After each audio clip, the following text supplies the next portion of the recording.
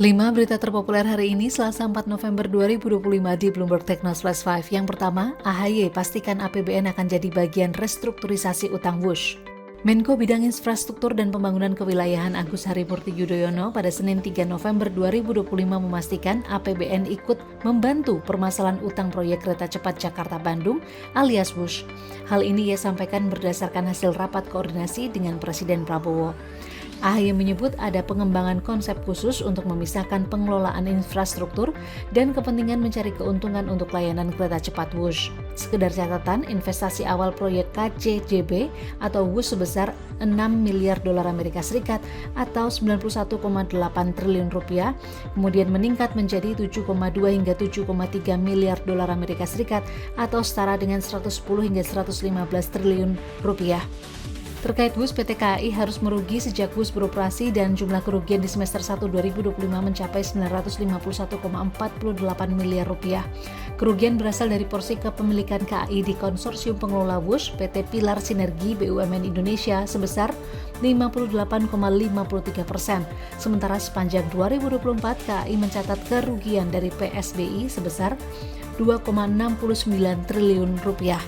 Kedua, sejumlah kilang Cina hentikan impor minyak Rusia usai sanksi AS. Sejumlah kilang minyak Cina menghentikan pembelian minyak mentah asal Rusia setelah Amerika Serikat dan sekutunya menjatuhkan sanksi terhadap produsen utama Moskow dan beberapa pelanggannya.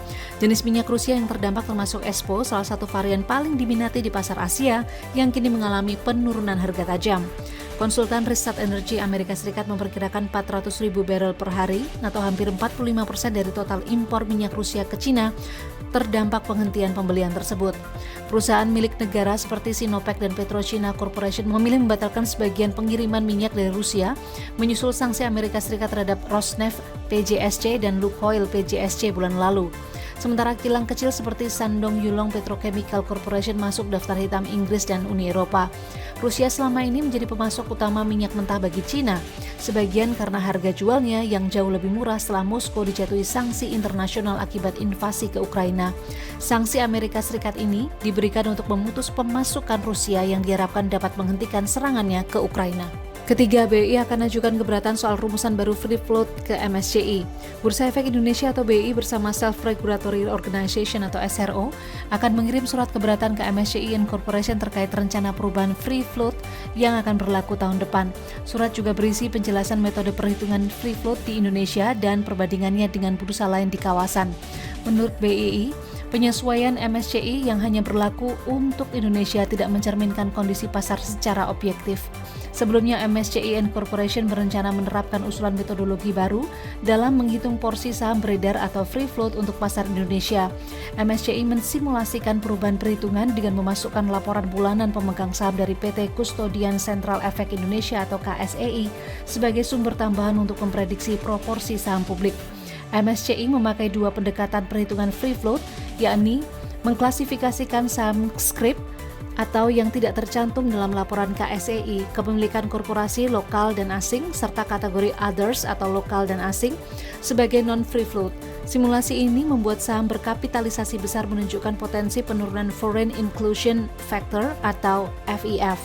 Total one-way turnover untuk MSCI Indonesia dalam skenario ini diperkirakan mencapai 13%. Keempat, BI siapkan jurus agar Indonesia lepas dari candu dolar. Bank Indonesia atau BI melakukan perluasan transaksi menggunakan mata uang lokal atau Local Currency Transaction atau LCT dan integrasi sistem pembayaran lintas negara sebagai upaya besar menjaga stabilitas nilai tukar rupiah sekaligus mendorong efisiensi transaksi lintas batas di kawasan serta mengurangi ketergantungan Indonesia terhadap dolar Amerika Serikat. Selain itu, BI juga memperkuat sistem pembayaran domestik dan internasional dengan implementasi QRIS di antar negara yang kini telah masuk ke Malaysia, Thailand, dan Singapura serta perluasan ke Jepang dan Tiongkok melalui uji coba sandbox.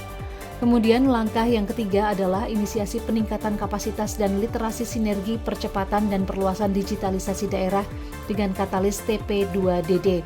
Peri menyebut BI juga akan memperkuat sinergitas kebijakan dengan pemerintah dan KSSK untuk mendorong stabilitas pertumbuhan ekonomi yang sejalan dengan pemerintah. Kelima, OJK sebut fraud 30 miliar rupiah di cabang Maybank berdampak signifikan. OJK menyebut kasus penggelapan kredit di salah satu cabang PT Bank Maybank Indonesia Tbk atau BNII di Cilegon menimbulkan kerugian senilai 30 miliar rupiah berdampak signifikan. Penggelapan ini diduga melibatkan internal Maybank cabang Cilegon dan nasabah bernama Ken Lisandi yang meninggal dunia saat proses hukum atas kasus tersebut masih berjalan.